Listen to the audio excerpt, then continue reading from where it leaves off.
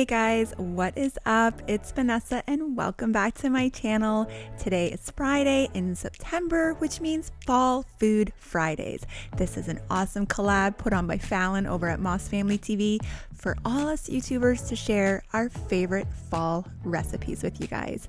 Today, I'm sharing with you a childhood favorite and an adult favorite, Acadian chicken fricot, basically a French chicken soup.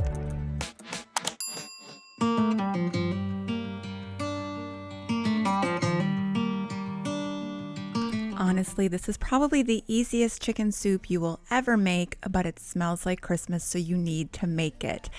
I had 3 chickens in my freezer. If you saw my freezer clean out, you would know that. So I thought, I'm gonna make this for Fall Food Fridays. You're gonna need a couple of onions. This is about a 3 or 4 pound chicken. It's not very big. It's just one of those quick fryers, and some summer savory. You can usually find that in the produce section, at least at my grocery stores. That's where I find it.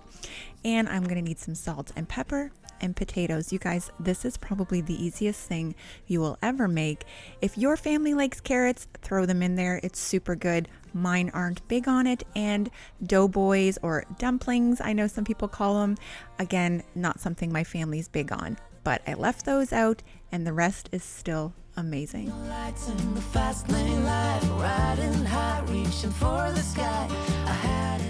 So the way we're going to start this chicken soup is we're going to boil the chicken for 2 hours from start to boil to end. So I'm going to chop up this onion. You can chop it up as finely or as chunky as you like. I kind of did a medium size cut because we don't mind the taste of the onions in our soup. And you're going to throw that right in there with your chicken. You're going to coat the entire top of the pot with summer savory. I know it's going to look like a lot, you guys, but trust me, you're going to want to do this. You're even going to add some more later. I'm going to go ahead and kind of do roughly the same thing with some ground pepper and a good amount of salt. This is a great big pot of water, you guys, and a big chicken, and you're going to be throwing potatoes in there. Don't be afraid, it can handle it.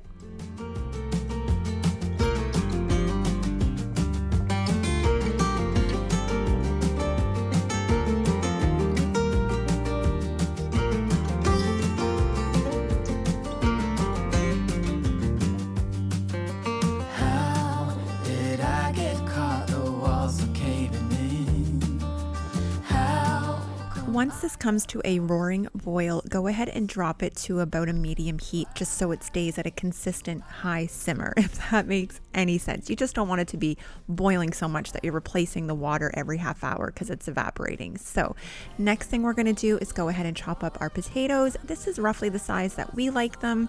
You'll see some of them are maybe a little bit bigger, but it's simmering on the stove so long it's not a big deal. They all kind of cook at the right time. I leave the skin on. That's a personal preference. If my mama was watching this, which she probably is, she's going to tell me, why didn't you peel those potatoes? So peel your potatoes if you want. I'm lazy and I didn't. Lose control. I'm speeding fast to chase my soul. I'm trying to get away. Running through. I did prep these ahead of time, so there was still another hour for the chicken to boil. Anytime I prep a vegetable like this, I like to soak it in water so that it helps get rid of any extra starch that's in there and it stops them from browning. Now the chicken is ready and I am scooping it out. Get your best kitchen tools and scoop it out. The very first thing I realized is, Vanessa, you were trying to put that chicken into a strainer. So I just switched up the bowl. I'm going to put it in there as quick as I can because it will fall apart, you guys. This is a boiled chicken. It's extremely tender and I can't believe that I got it in almost one shot. There was one wing hanging out in there. Come running and blame me. From miles away, I can tell that something's off. The way you look and how you pause when you talk, I think you said enough. This is something that I've shown in my videos in the past and other What's for Dinners. Go ahead and use a bowl with a little handle to slowly let your vegetables or pasta, whatever you're putting into hot water, so it doesn't splash back on you. You don't need to wait for the water to boil. You can go ahead and add the potatoes immediately. I'm going to show you guys really quickly. I went ahead and strained some of that extra broth and I'm going to use it. I'm going to freeze it and use it for future soups. It's awesome. I did the same thing this week with my Salisbury steak gravy. All of this stuff, you guys, is just pure liquid gold. Don't throw it away. Keep it and grab these baggies, baggie holders on Amazon. I swear they have saved my life. All right, so now that I have talked your ear off about broth, give it a good stir. You're going to let that boil while those potatoes are in the water. We're going to go ahead and strip our chicken. Now, if you were a normal person, you would probably wait for it to cool down and just strip it with your fingers. But once we smell this, you guys, we cannot wait for it to be done cooking. So I went ahead and took a couple of forks to pull my chicken apart. It's super easy. It just falls apart, obviously. And in a little second here, you're going to get a little glimpse of what goes on behind the scenes when Mama is dealing with chicken. I think I said enough. You said you love for me something brand new. You said this is something you would never do. I know that a lot of you who follow me love Roxy, Charlie, and MJ, so I always like to show you a little update, and they are typically right beside me. Yeah, don't need you here to say you're sorry, 'cause if you're gonna leave me, then just do it. Don't take it. So I could have put this chicken into the bowl and did the same trick I did with the potatoes, but I figured it was just easier, plus that bowl is being occupied. So I'm just using my skimmer here and ladling it in gently into the broth. I'm just gonna give it a good stir, and you guys, this soup, once the potatoes are cooked, is ready. Obviously, the longer you let it sit, the more the flavors simmer. This is one of those big old pots of soup that we literally leave on the stove all day, and I'm telling you, all of my kids ate 2 or 3 bowls that day. It was perfect.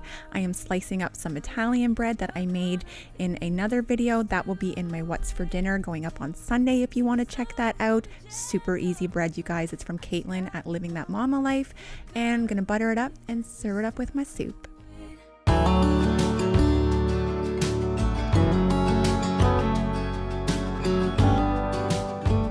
Everything about this soup screams fall and comfort. My mom would make it whenever we were sick. She would make it every winter, probably once a week. If I went to my grandmother's house, I could smell it. It was always on the stove. It didn't matter what day of the week or what time of the year. She had a pot of Acadian chicken Fricot, and she always made the dumplings. You guys, this is amazing. I hope that you try it. As simple as it sounds, it's literally a part of my childhood, and it speaks to my soul. All right, guys, I hope you love this video, and I will see all of you in my next one. Take care. But there's some words that I just wanna hear you say, to put it all straight before this night turns into